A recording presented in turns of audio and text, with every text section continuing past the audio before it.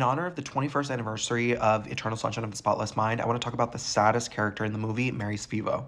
So, like I said, Eternal Sunshine of the Spotless Mind was released 21 years ago yesterday, which is kind of crazy because I saw it when it came out and now I'm 100 years old. This is obviously the story of Joel and Clementine, but there's also a B plot that a lot of people never talk about. Mary Spivo, played by Kirsten Dunst, mother, is one of the employees at Lacuna. She works there. She is like in the background. You slowly start to realize that there's something going on with her and Mark Ruffalo. As the movie progresses, you realize that she is in love with her professor, and they eventually she shows up at the house in the middle of the night to be like, I love you. And the wife is like, you are fucking evil for not telling this girl that you've already erased her memory. Like, they've done this before, right? So much of Eternal Sunshine of the Spotless Mind is about loops and cycles that people find themselves caught in, right? I feel like a lot of people like this, especially in the age of situationships. A lot of people attach themselves to this movie because it's like these two toxic characters who are obsessed with each other and they keep trying and trying. And it's like, couple goals, but actually the movie is telling you that like you can let the memory of a failed relationship sort of haunt you, or you can choose to move on from it. For me, Mary Spivo is the saddest character because she had that choice taken away from her, right? And therefore falling in the loop again without her knowledge, right?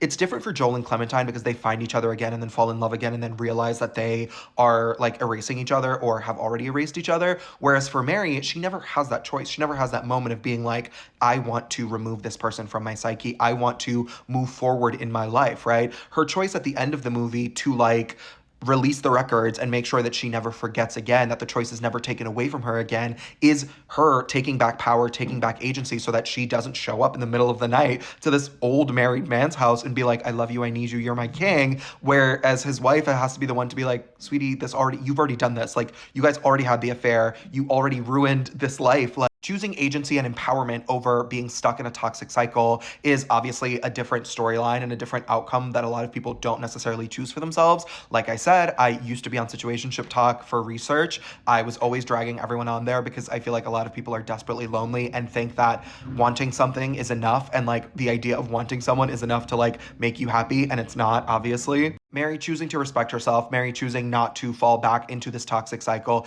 even though the choice was taken away from her when she realized it, she chose to release the records instead of continuing to work at Lacuna and like stalking the professor again. And for that reason, her storyline is both sad and hopeful. Whereas every time I watch this movie, I come away with a different take on Joel and Clementine because it's like obviously a deconstruction of the manic pixie dream girl thing, but at the same time, them choosing to keep trying is seen as like a question mark where it's like, I don't know. Like, if you've already done this and it didn't work out, why try again? But I know I made a video about this and people got mad at me that a lot of people, I said straight people, but queer people too, a lot of people are obsessed with the myth of like coming back together and breaking up and getting back together over hardship. And I believe that that's a very sort of Western thing where you believe you only deserve love if you like struggle for it and you like fight for it instead of like dating someone who likes you. And like that's one of the things that she says in the movie, right? She says, you'll always like me at first. And then when you get to know me, you'll start to realize that I'm not the person that you thought I was when you were inventing me in your head. This movie is a rich text and there's so much to learn.